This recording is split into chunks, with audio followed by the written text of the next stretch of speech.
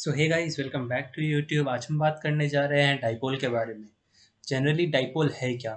तो हमने अब तक जितने भी क्लासेस में पढ़ा, हमने पढ़ा पॉइंट चार्जेस के बारे में। तो आप जनरली एक डाइपोल को किस तरीके से डिफाइन करते हैं या किस तरीके से बताते हैं?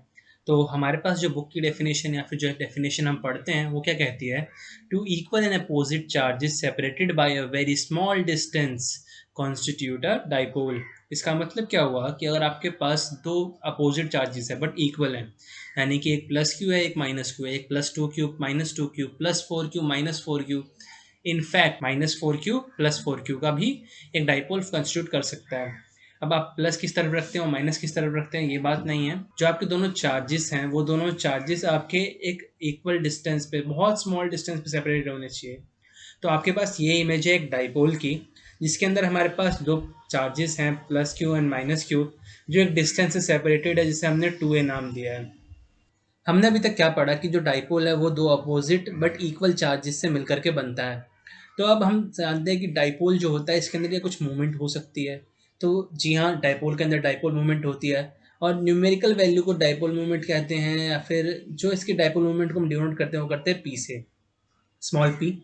जो ये हमारे पास पी है यानी कि डाइपोल मोमेंट, इसकी ये एक वेक्टर क्वांटिटी है और इसकी ऐसा यूनिट है कूलम मीटर। अब हम जनरली पी को डिफाइन कैसे करते हैं? क्यू इंटू टू ए, यानी कि जो चार्ज है, चाहे उसका प्लस माइनस साइन उसका मतलब नहीं है, मैं जो सिर्फ चार्ज इंटू में जिसका डिस्टेंस सेपरेटेड बाई इट, तो क्यू इंटू टू है। And it is direction is from negative charge to the positive charge. मतलब हमने बात की मोमेंट की, तो डाइपोल मोमेंट किस तरफ होगा? तो ये हमारे पास मूव करता है नेगेटिव से लेकर के पॉजिटिव की तरफ।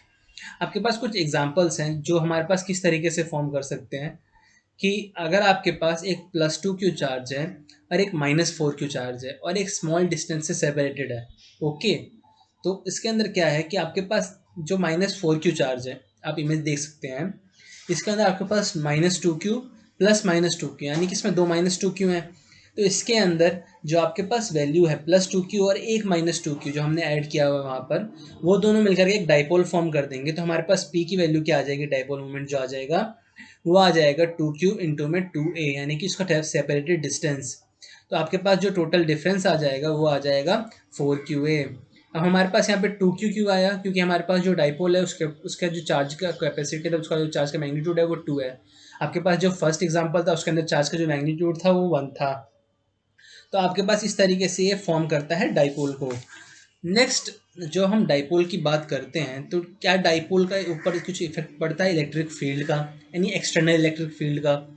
तो हाँ, अगर हम डाइपोल को एक एक्सटर्नल इलेक्ट्रिक फील्ड में प्लेस करें तो उसके ऊपर जो हमारे पास है एक तरीके से एक टॉर्क महसूस होगा। अब टॉर्क जो है जनरली हम जानते हैं क्या होता है। टॉर्क एक रोटेशनल फोर्स होती है जो अगर किसी एक पॉइंट पे लगाई जाए, जो आपका ऑब्जेक्ट है उस पॉइंट के अराउंड मूव करता है। तो आपके पास ये फिगर है टॉर्क के लिए। तो आपके पास इसमें आप देख पा रहे हैं एक डाइपोल ए बी, जिसका हमने नाम दिया हुआ है। इसके ऊपर माइनस क्यू और प्लस क्यू का डाइपोल है। इसके ऊपर एक्सटर्नल इलेक्ट्रिक फील्ड अप्लाई हो रही है। अब इसके अंदर कुछ चीज़ें जो पहले नोटिस कर लेते हैं। पहला, इसके ऊपर जो फोर्स लग रहा है वो क्या है? तो force is equal to Q into में ई। एंड क्यू और ई क्या है कि आपके पास जो चार्जेस है, तो पहला जो पॉइंट लेते हैं हम ए लेते हैं। तो पॉइंट ए के ऊपर आपके पास जो चार्ज है वो माइनस क्यू है, उसके साथ ई आप मल्टीप्लाई कर दें तो माइनस क्यू ई। बट हमारे पास ये अपोजिट डायरेक्शन में तो क्यू ई। हम आपको उसके जो पॉजिटिव या नेगेटिव, यानी कि जो चार्ज का हमारे पास वो वैल्यू, जब चार्ज की टाइप है यानी पॉजिटिव या नेगेटिव, हम वो कंसीडर नहीं कर रहे अभी।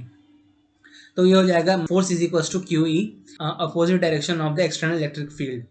और सेकेंड, अगर आप पॉइंट बी की बात करें तो वहाँ पर प्लस क्यू चार्ज है, तो फोर्स क्या आ जाएगा? Force is equal to Q E, किस डायरेक्शन में? In the direction of external electric field. तो हम बात करते हैं torque around about point B के बारे में, मतलब कि पॉइंट बी पर जो टॉर्क लग रहा है हम उसकी बात कर रहे हैं अभी। तो टॉर्क को हम टाउ से डिनोट करते हैं, सभी जानते हैं। तो tau is equal to Q A into में बी सी।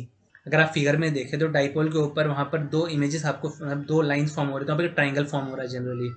तो triangle A B C form होता हुआ दिख रहा है आपको। उस ट्राइंगल ए बी सी के अंदर आपके पास जो 90 डिग्री ट्राइंगल है, तो उसके अंदर आप अगर साइन थीटा अप्लाई करें तो sine theta is equal to B C, over में ए बी आ जाएगा। ओके, अब बी सी की वैल्यू क्या हो जाएगी? टू ए इंटू में साइन थीटा, क्योंकि बी सी हमारे पास है। तो ए बी जो है ए बी, हमारे पास डाइपोल है हमारा, उस डाइपोल का लेंथ 2a है, तो उस 2a डिस्टेंस का जो है उसको हमने पुट कर दिया इनटू साइन थीटा वहाँ पर है, तो sine theta equals to B C by में 2a आ गया। अब इसके अंदर आपके पास क्या चीज़ है कि अब जब बी सी की वैल्यू आप निकालते हैं तो वो आ जाता है 2a साइन थीटा, तो टॉर्क जो अप्लाई हुआ उस पॉइंट पे वो हुआ क्यू ई इंटू में 2a साइन थीटा। तो हम टॉर्क को लिख लेते हैं यहाँ पे, torque is equals to Q E into में 2a साइन थीटा। अब torque is equals to 2 Q A sine E sine theta आ गया। अब टॉर्क को आप पी ई साइन थीटा लिख सकते हैं, जो डिस्टेंस है ए और बी यानी कि माइनस क्यू प्लस क्यू यानी कि उसका लेंथ ऑफ द डाइपोल और चार्ज ऑफ द डाइपोल। तो हमने यहाँ पे क्या निकाला, जो डाइपोल मूवमेंट है इसको हम पी से डिनोट करते हैं, अभी हमने पीछे देखा था। तो डाइपोल मूवमेंट को हमने वहाँ पे पुट कर दिया, तो ये हो गया पी ई इंटू में साइन थीटा। तो आप टॉर्क को किस तरीके से लिख सकते हैं, in case of external electric field applied to the dipole the torque can be written as P cross E. P is the dipole movement and E is the electric field applied on it. So आज के लिए इतना ही, thanks for watching.